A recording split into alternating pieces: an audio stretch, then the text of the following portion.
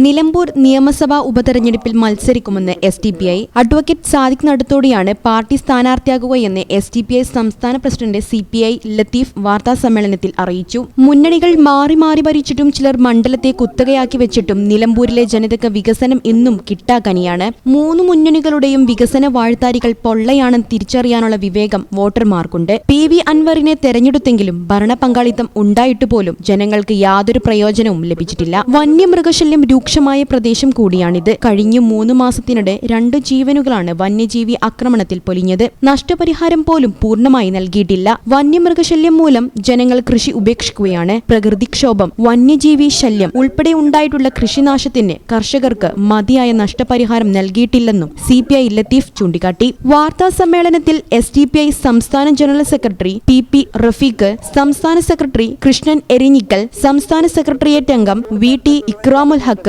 ജില്ലാ പ്രസിഡന്റ് അൻവർ പഴഞ്ഞി എന്നിവരടക്കം സംബന്ധിച്ചു. ഈ ചാനൽ ന്യൂസ്, നിലമ്പൂർ. ഞങ്ങളെപ്പറ്റി നിങ്ങൾക്കല്ലേ കൂടുതൽ അറിയുന്നത്? പരിശുദ്ധിയുടെ സുവർണ പാരമ്പര്യം.